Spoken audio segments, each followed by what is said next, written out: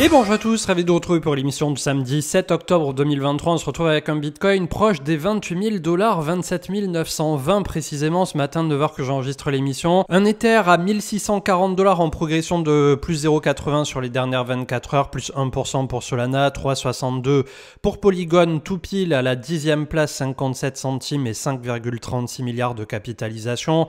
On a plus 3% pour Avalanche qui est à quasi 11 $ aujourd'hui et en 16e position au niveau du market cap, et on clôture le top 25 comme habituellement avec Atom Cosmos, Hedera et Filecoin. Du côté du 4 heures, donc toujours dans ce grand range avec les 24 200 en bas et les 25 000 qui avaient été défendus en hebdomadaire. En haut, ça bloque systématiquement autour de 31 800, 31 900 et nous sommes depuis pas mal de temps désormais en train de travailler la médiane de range autour de 28 200 $. Les open interest sont toujours relativement hauts, mais voilà, ça se fait liquider régulièrement, donc je crois pas que du côté des leviers finalement, en tout cas pour l'instant, il y ait de grands gagnants, tandis que le Crypto Fear and Greed est sur 49, une certaine neutralité qu'on a depuis un bon nombre de semaines. Au niveau de la map de liquidité, alors en bas ça n'a pas évolué, voilà, on a toujours cet énorme pic qui commence à 25 000 et qui s'étale jusqu'à sous les 20 000. Par contre, c'est en train de construire petit à petit une position à 28 800 qui devient un peu plus proéminent, donc on va voir ce que ça donnera. Est-ce qu'on peut tout simplement considérer qu'il y a des positions qui sont en train d'être bétonnées à la vente entre 28 et 30 000 pour ne pas atteindre le fameux threshold des 32 à 35 000 qui ferait tomber ce bloc? En tout cas, la question est là. Le petit teasing de la CM School, la CM Academy, alors on n'a pas encore défini le nom de notre côté et c'est un projet sur lequel on travaille depuis quasiment 2 ans désormais, puisque ça avait trouvé sa genèse au moment du bull run et le bear market nous a permis d'écrire, de beaucoup écrire, et surtout récemment en discutant avec d'autres personnes déjà très impliquées dans l'écosystème et que vous connaissez forcément très bien en suivant notamment les lives du lundi, on s'est dit qu'on pouvait faire quelque chose d'un peu plus costaud. Donc vraiment content que ça avance dans le bon sens et surtout super impatient de pouvoir vous le présenter probablement d'ici janvier 2024. On croise les doigts pour que tout soit prêt et j'espère que c'est un format qui vous plaira et que vous avez été bon nombre à nous réclamer au fur et à mesure du temps, puisqu'il y a toujours des personnes qui ont un peu moins de temps à consacrer pour faire entre guillemets leurs armes au niveau du marché crypto et qui veulent aller un peu plus vite que tout le monde, ce qui là aussi nous paraît tout à fait logique de pouvoir aider des personnes qui sont un peu plus focus sur un horizon de temps un peu plus raccourci que celles qui suivront et qui continueront de suivre le contenu gratuit qui est au quotidien sur YouTube, du côté des live Twitch, etc. Il n'y a absolument rien qui changera de l'autre côté. Lina Sèche avec sa première planche au niveau de son comic, c'est le Little Hodler, donc c'était quelque chose, là aussi une aventure qu'on suit depuis le départ et c'est toujours cool de voir des gens comme ça qui se sont impliqués dans l'écosystème depuis plusieurs années, avancer, peu importe leur domaine de prédilection. On avait Kyungju qui repartageait Zach Vol et les 4 plus gros scammers de ce cycle, avec SBF qui a été arrêté ici, je sais plus si c'était aux Bahamas ou je sais plus exactement où est-ce qu'il avait été arrêté. On avait Alex Mashinsky derrière pour Celsius, on a Terra avec Doquan, Terra UST, et on ne peut que voilà souligner le fait que tôt ou tard ils finissent tous par tomber. Et enfin on a Zhu, je sais pas comment on le prononce exactement, vous m'en voudrez pas, qui a été arrêté hier à l'aéroport de Singapour apparemment. Donc clairement voilà, on a les 4 maillons faibles de ce cycle qui ont précipité un bear market d'anthologie.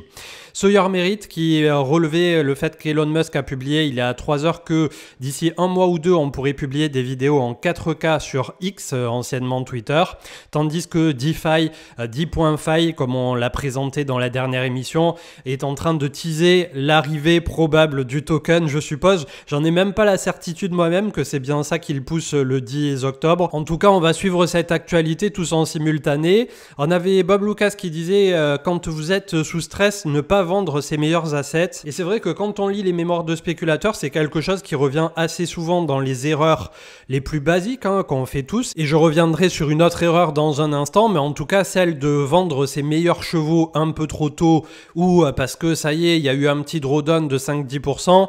En général, quand on a investi sur des convictions, des bons fondamentaux et qu'on a un horizon de temps assez long, ça a tendance à plutôt pas mal se passer. Donc en gros, ce qu'il faut en retenir de ce message, il ne faut pas prendre des décisions hâtive et encore moins quand on a mis longtemps à construire une position, changer du tout au tout parce que ça y est, ça commence un peu à prendre l'eau d'un point de vue du marché en général.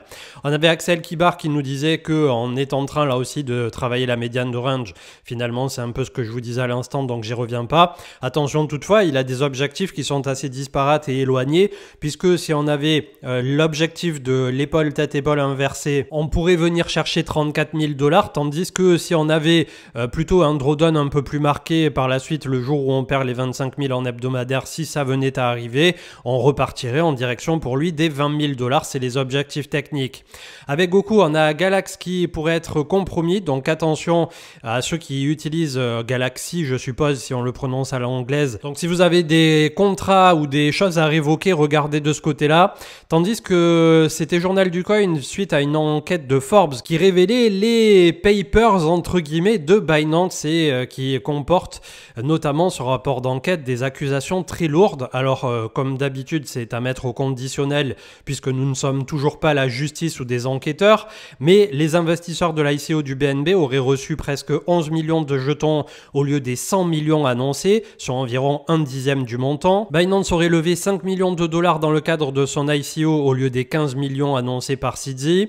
Les angel investors auraient reçu pour leur part 40 millions de BNB au lieu des 20 millions annoncés, et Forbes considère que ces informations suggèrent que Binance s'est accaparé en réalité les BNB non distribués aux investisseurs de l'ICO, c'est-à-dire approximativement 65 millions de jetons BNB de sa propre allocation totale de 80 millions de BNB. Aujourd'hui, Binance contrôlerait 117 millions de jetons d'une valeur de 27 milliards de dollars, soit 76% de l'offre totale de BNB. Donc Forbes qui considère à juste titre, si tout ça était avéré, que le BNB a joué le même rôle que le FTT pour FTX, et il y a eu des prêts, des emprunts, etc., de la collatéralisation qui a été faite autour du BNB. Donc que ça soit vrai ou non, c'est plus que jamais le rappel et la méga piqûre pour le coup de faire très attention quand vous laissez de l'argent comme ça sur les échangeurs centralisés. On ne sait jamais ce qui peut arriver. L'ex-PDG de BitMEX, Arthur Hayes, voit le Bitcoin atteindre 750 000 € d'ici 2026, une projection complètement ambitieuse mais surtout farfelue. Et n'oublions pas que pour ceux qui ne connaissent pas Arthur Hayes, qui est derrière BitMEX et qui a failli complètement flinguer son truc quelques années au préalable, c'est exactement le même type de profil que SBF. Il y a peut-être un background un peu plus intéressant, bien que SBF avait l'air d'en avoir un aussi qui était tout aussi intéressant, mis à part celui d'être un gros scammer invétéré. Mais c'est vrai que là, par rapport à Arthur Hayes, à chaque fois, il sort des trucs un peu de son chapeau. Il y a des rapports qui sont sortis aussi pour rendre à César ce qui appartient à César qui sont parfois intéressants, mais il faut vraiment trier sur ce genre de prédictions qui sont complètement là, voilà, 750 000 par BTC d'ici 2-3 ans, c'est complètement aberrant et farfelu pour le coup, pour ne pas dire induire les gens en erreur aussi. Donc vraiment faites très très attention avec les personnages, les gourous comme ça au sens large du terme, qui vous raconteront vraiment souvent des choses complètement aberrantes, c'est le mot, pour essayer de créer un peu voilà, d'envie, de FOMO auprès du chaland. Toujours avec Journal du Coin, les chiffres de l'emploi aux États-Unis qui ont été légèrement supérieurs, donc 3,8%, soit autant que le mois dernier, mais un tout petit peu plus que les 3,7% attendus. Le salaire moyen est en hausse de 0,2%, moins que les 0,3% attendus. Et enfin, le NFP, les emplois créés dans le secteur non agricole, 336 000 contre 227 000 le mois dernier, alors que les prévisions tablaient sur 170 000. Donc finalement, le marché qui, au niveau de l'emploi, pour l'instant, n'a pas l'air de se laisser faire, et c'est pour ça qu'il y a eu un peu plus de volatilité, notamment en fin de semaine sur les marchés. Charles Edwards qui disait que les put-call ratio, donc au niveau des options, a atteint le 5e point haut, le plus haut de la décennie, si je dis pas de bêtises, et à chaque fois, derrière, c'était soit un point bas, soit il y a eu un crack qui a continué, mais historiquement, ça a l'air plutôt de définir des points bas. Donc c'est vrai que quand on regarde le dollar aussi, qui en est à 12 voire 13 semaines de hausse consécutive, petit à petit, je pense qu'au niveau du marché US aussi, on va commencer à avoir certains rebonds ou certaines respirations si ça n'a pas déjà commencé.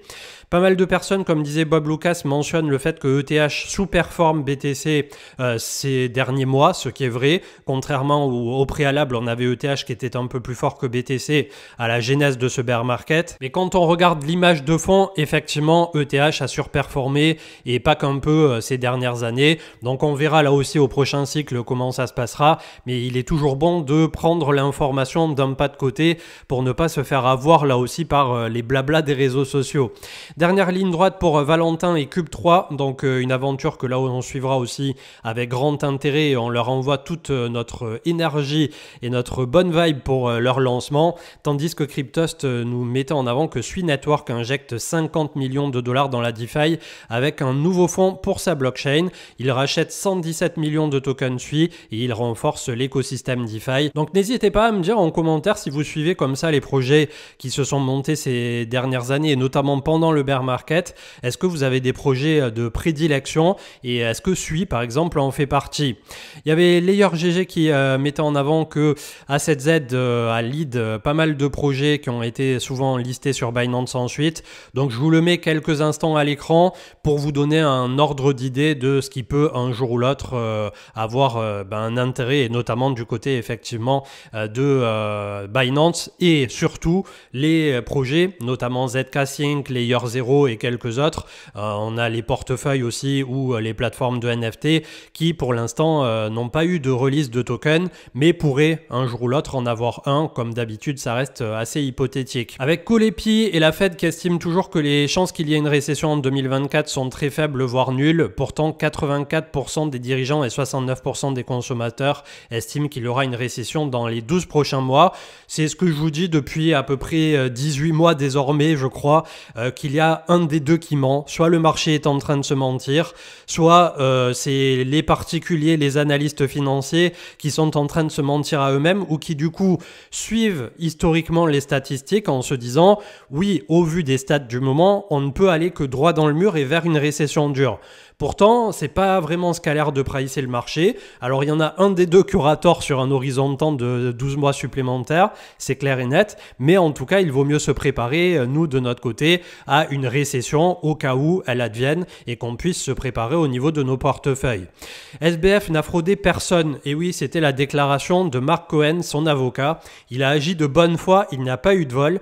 Donc là, clairement, j'ai sorti le Risitas de compétition. Si SBF et Alameda et Trabuco et je ne sais plus comment elle s'appelle, celle qu'il avait mise à la tête de Alameda, enfin ils ont tous changé de poste plusieurs fois, mais Caroline je crois, c'est complètement fou au niveau des déclarations et je pense qu'il va se faire complètement gangbang au niveau de son procès. Charles Edwards qui nous mettait en avant le fait que malgré tout et malgré ces gros cycles haussiers suivis de méga cycles baissiers, on a une adoption qui se fait au travers du temps au niveau du Bitcoin. Alors c'est clair que en bear market c'est toujours difficile d'y voir clair et de voir la petite lumière au bout de ce tunnel qui là pour le coup a bien trop duré, mais en tout cas petit à petit au travers du temps on a quand même un motif de fond qui est celui de l'adoption doucement mais sûrement. La question qui reste c'est est-ce qu'un jour on aura une adoption pleine et entière avec des milliards d'utilisateurs? Ça c'est encore une autre question. La plus grosse erreur du dernier bull run, alors je vous avais posé la question, vous avez été beaucoup à répondre. Pour ma part, c'était de ne pas avoir pris de profit sur DOT et Kusama, KSM.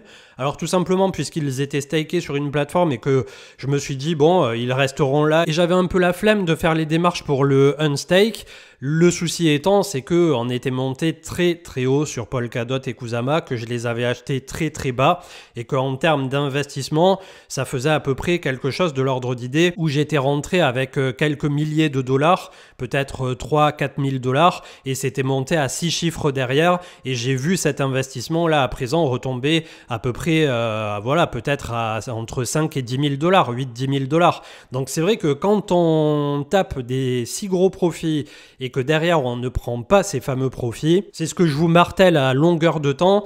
Malheureusement, le marché le fera avec vous et sur le marché crypto, quand la mer se retire, il vous reprend absolument tout, voire parfois plus que ce que vous aviez mis sur la table. Donc faites très attention à ça. Personnellement, voilà, c'est une erreur parmi d'autres erreurs qu'on fait au travers du temps et je regrette pas fondamentalement de l'avoir faite puisque j'ai pu prendre des profits et très bien m'en tirer sur d'autres positions qui à ce jour m'ont permis voilà, de faire grossir mon capital.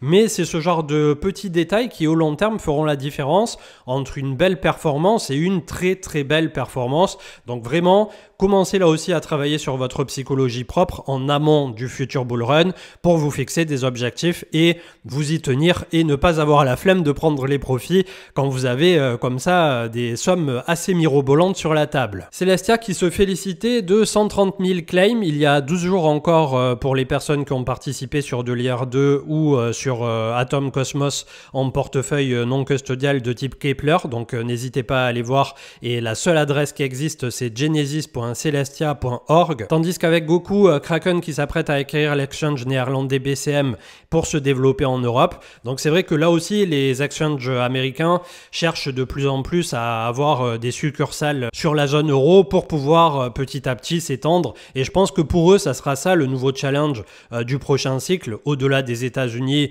et la partie asiatique qui se drive aussi très bien pour avoir une place de leader en Europe, place qui est déjà pas mal occupée actuellement avec deux leaders pure Europe, à savoir Bitpanda et Swissborg. Il y avait pas mal d'embrouilles de nouveau sur le crypto Twitter FR ces jours-ci et comme je disais sans viser personne puisque voilà on est des adultes et ça sert absolument à rien d'invectiver comme ça en meute certaines personnes en particulier pour un oui, pour un non parfois. Et ce qui manque souvent, en tout cas c'est ce que j'ai constaté ces dernières années, au-delà du fait de l'humilité dont parfois certains manquent cruellement, c'est la loyauté. Et la loyauté, je pense que dans une vie et encore plus quand on est dans un marché financier comme celui des crypto-monnaies, c'est une qualité qui est extrêmement rare de nos jours dans un monde qui est à fond tourné vers l'individu et qui de plus en plus voilà, se veut super compétitif, chacun pense à sa pomme, etc. C'est vrai que là, la loyauté dans le marché crypto, savoir s'entourer, c'est quelque chose d'extrêmement difficile et donc ça me faisait penser un peu à ça, les embrouilles où la plupart du temps, il y a des gens qui retournent H24 leur veste sur la façon dont ils apprendaient les choses, sur la façon dont ils traitaient certaines personnes quand elles leur étaient utiles et qui ensuite les mettent au rebut, etc. C'est plein de choses où on voit malheureusement en bear market quand il n'y a plus d'argent ou que c'est très difficile de subsister, le véritable visage de tous les acteurs de l'écosystème. Donc vraiment, sachez vous entourer, sachez, ça vaut aussi pour la vie de tous les jours, c'est quelque chose qui, à mon sens, est une des qualités les plus difficiles à obtenir, la loyauté. Vous avez été pas mal à me demander, suite à la présentation de DeFi des codes, vous pouvez l'utiliser sans aucun code, bien évidemment. Le code vous donne d'invitation un early access pour le côté social profile, donc aucun souci de ce côté-là. Tandis que j'ai décidé d'attaquer un DCA public du côté du Best Blockchain thématique de Swissborg. Donc comme d'habitude jusqu'au 10 octobre vous avez mon lien en commentaire et description et ça vous donne 20 $ immédiats en CHSB en plus du petit ticket de bonus de bienvenue qui lui-même va de 1 € à 100 € et je précise bien que vous avez immensément plus de chances d'avoir 1 € que d'avoir 100 € au moment du bonus de bienvenue puisque dans les commentaires on me l'a fait remarquer la dernière fois, apparemment c'était pas suffisamment clair. En tout cas pour l'instant vous avez 0% de frais et en passant par le lien vous avez 20 $ de bonus. Le but aussi, c'est de prouver, comme je l'ai fait entre mai 2022 et mai 2023 sur Bitcoin et sur Ether, où j'ai mis 50 $ par semaine sur les deux. J'ai fait plus 68% sur un an, de voir dans un an de temps révolu, est-ce que ça aura donné quelque chose de positif, le Best Blockchain, combien ça m'aura coûté de frais, combien ça m'aura rapporté par rapport à l'argent que j'aurais mis sur la table. Je trouve que c'est ce genre d'expérimentation qui prouve aussi au grand public que oui, le DCA ça fonctionne et que là en plus vous pouvez en 3 clics le programmer et ne plus du tout vous en soucier puisque derrière c'est Swissborg qui s'occupe du rebalancing s'il y a quoi que ce soit à faire. On a Favor qui a lancé donc la seed avec 7 millions qui ont été levés auprès de Nomad Capital, Polygon Venture, Swissborg, Forinsight Venture, etc. Il y a une bonne 20-25 ventures et investisseurs principaux. Donc une bonne nouvelle pour Favor qui est basé sur Lance Protocol. Et pour rappel, je crois que je l'avais déjà fait dans la dernière vidéo, mais je vais le faire à chaque fois que que j'en parle pour que là aussi ça soit très clair pour tout le monde. Je fais partie des investisseurs stratégiques sur Fiverr en ayant eu la possibilité sur les Volt de Swissborg d'investir les mêmes Volt qui ont été disponibles il y a je sais plus quelques jours et sur lesquels vous avez pu aussi vous investir en tant que particulier du côté de Swissborg. Et c'est ça qui me plaît aussi en ce moment du côté des petits Suisses, c'est que sans terme péjoratif autour de petits Suisses bien évidemment, c'est une boutade, c'est le fait qu'ils sont en train de enfin amener au grand public ce que tout le monde réclamait, les mêmes termes d'investissement sur des lancements de projets porteurs que avaient les personnages un peu plus connus ou les VC ou les personnes qui étaient impliquées dans tel ou tel écosystème. Comme ça, derrière, il n'y aura pas de jaloux, il n'y aura pas de débat public. Un tel a eu les tokens, un tel a pas eu les tokens, machin, il a eu moins cher, machin bidule. Là, il y a tout le monde qui est logé à la même enseigne et clairement, je pense que Swissborg sont en train de marquer des points en proposant ce genre de choses à toutes les personnes qui peuvent être intéressées. Après, je le rappelle bien évidemment, puisque c'est aussi le but de cette démocratisation au travers de la chaîne, n'importe quel investissement représente un risque de perte de capital partiel voire total. Et quand on parle d'investissement primaire sur des projets qui viennent de se lancer, des tokens en plus en bear market qui la plupart du temps ne performent pas, faites attention, ça représente la couche de risque absolue maximale que vous pouvez allouer dans un portefeuille. Donc quand on parle de pourcentage de portefeuille, c'est le petit pourcent au fond du portif qui peut vous faire un pourcentage intéressant à l'arrivée, mais qui représente aussi un risque de perte de capital total des plus importants. On terminera les infos, il y en avait beaucoup finalement, je me rends compte en enregistrant cette émission, quand j'en fais pas de 2-3 jours, c'est assez fou tout ce qu'il y a à rattraper. Donc on voit que même en bear market, il se passe des choses. Vous avez un trade des masternodes qui est proposé par Monsieur TK et son tuto YouTube qui m'a permis de me monter un node de Morpheus Network avec le token MNW, donc ça c'est plutôt cool. C'est la supply chain et je vous laisse vous renseigner pour ceux qui s'intéressent à tout ça. Et avec Coins.fr, au troisième trimestre 2023, les startups crypto ont collecté seulement 2,1 milliards de dollars et c'était selon Messari un niveau qui n'avait plus été observé depuis le quatrième trimestre 2020, juste avant que on lance le grand bull run de 2021. Donc c'est vrai qu'on n'est plus du tout dans le même état de fait de cet argent magique disponible, gratuit quasiment, et l'argent qui n'avait plus aucune valeur. Aujourd'hui, quand on a des levées de fonds, vraiment, les gars, ils galèrent à lever 1 million par-ci, 1 million par-là, et on sent que l'argent coûte très très cher à l'ensemble de tous les projets qui se lancent. Et on finira avec Immutable, mais je crois que je l'avais traité la dernière fois, petite piqûre de rappel si ça n'avait pas été fait, qui publie une feuille de route pour son nouveau layer 2 ZK IVM. Le mainnet devrait être lancé entre décembre et janvier prochain pour Immutable. Donc encore une belle corde à l'arc de Immutable et de son token IMX. On a le crypto total à 1071 milliards, donc statu quo, l'analyse technique, je ne vais pas vous répéter de semaine en semaine ce que je répète à chaque fois, mais on voit aussi au niveau des moyennes mobiles que la moyenne mobile 50 a fait office vraiment de gros support depuis approximativement 2 mois, tandis que là on est en train de travailler la moyenne mobile 20 en backtest, donc on n'est pas passé au-dessus et surtout juste encore au-dessus on avait à 1120 milliards la moyenne mobile 200 qui nous attend et qui du côté de Bitcoin nous a arrêté net puisqu'elle est cumulative, moyenne mobile 20, moyenne mobile 200, pile poil sur cette zone de 28 000. En haut, on a la moyenne mobile 100 qui est en train d'arriver en plus à 29 300. En bas, on a la moyenne mobile 50 qui est autour de 24 700 $. Donc clairement, d'ici la fin de l'année, il va falloir sauver le soldat Ryan sur Bitcoin entre 20 et 23 000 si jamais on avait une descente sous les 25. L'idéal serait de préserver les 25 bien évidemment et au nord il faut faire tomber les 28 000 pour espérer rallier le petit bloc de 30-32 puis faire tomber le gros bloc des 35 000 pour là peut-être déclencher à un horizon de temps de plusieurs trimestres le fameux bull run. Le SP500 a clôturé dans le vert après avoir bien rebondi sur son support des 4200 points. C'est pile là où on l'attendait et c'est très bien. On va voir comment ça va se passer ensuite. En tout cas en hebdomadaire on est plutôt sur un endroit de réaction comme je vous le disais à l'instant et au niveau du RSI journalier, on a rebondi là aussi à l'approche de la moyenne mobile 200. Je vois pas si on l'a touché, non pas tout à fait. Donc vous voyez que eux, pour le coup, jouent pleinement l'analyse technique et chartiste avec les moyennes mobiles à 200 semaines, etc. C'est quelque chose qui est plutôt propre en règle générale. On voit que c'était un peu ce qui s'était passé aussi en octobre 2022, qui peut être suivi pour le marché US et sur lequel on peut s'appuyer historiquement un peu plus avec certitude que sur le marché crypto. Le gold aussi qui a réagi en touchant la moyenne mobile 200 à 1810 $ l'once en étant hebdomadaire ici, donc on va voir ce que ça donnera, mais on a eu une belle correction du gold ces temps-ci. Le DXY qui est en train de nous faire une bougie qui est tout à fait spécifique à des tops en général. Alors je sais plus si c'est l'étoile du soir ou l'étoile filante, j'ai plus le terme en tête. J'ai les bouquins de chartisme à 80 cm à côté de ma tête, mais je vous avouerai que là en plein tournage de l'émission, j'ai la flemme d'aller mettre le nez dans les bouquins. Vous me direz en commentaire ce genre de sabre inversé, je crois que c'est le Morningstar, c'est dans le sens inverse, et ça doit être l'étoile du soir, quelque chose dans ces eaux-là, ou peut-être que derrière, puisque là aussi on n'en a pas encore la confirmation, on pourrait voir le dollar commencer à nous offrir un beau downside. Donc je vois toutes les moyennes mobiles aussi qui sont en train de se paquer ici entre 103 et 104 pour le DXY. On va voir ce que ça va donner, mais je suppose que là on est en train de trouver le topito du côté donc du DXY après 12 semaines de hausse consécutive, ce qui devrait là aussi permettre de respirer un bon coup et sur les actions et sur les crypto-actifs.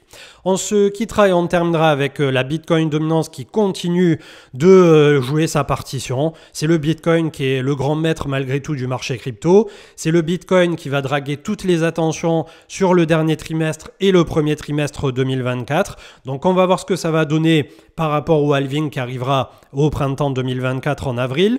On va voir ce que ça va donner par rapport aux décisions des ETF spot où il y a une majorité des opérateurs et des institutionnels qui disent que ça va arriver, que ça soit dans un mois, dans 3 mois, dans 6 mois. Le gros domino de BlackRock fait tellement de poids sur la SEC que ça finira tôt ou tard par arriver. La question est, en bear market, est-ce que ça fait pétard mouillé ?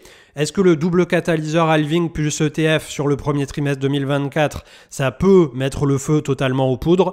Là est toute la question. Personnellement, je prends assez de recul quant à ces 2 trimestres à venir, quitte à me laisser surprendre positivement. Mais pour l'instant, voilà, rien ne presse. On est en train de continuer à poser les choses et on continue exactement comme on fera avec la CM Academy School ou je ne sais quoi, puisqu'on est encore en pleine discussion par rapport au nom qu'on lui donnera, de vous apporter du contenu éducatif à haute valeur ajoutée, puisqu'en temps réel on essaie de vous apporter systématiquement nos retours d'expérience, les choses à ne pas faire et les choses avec les bonnes pratiques, et je suppose que c'est quelque chose qui permettra à l'écosystème francophone, je l'espère, d'en sortir grandi tout en ayant toujours cet attrait communautaire, partage, sur lequel on aura en continu cette possibilité de s'appuyer les uns sur les autres. Je vous souhaite un excellent samedi, un excellent début de week-end, et pour ma part je vous retrouve lundi.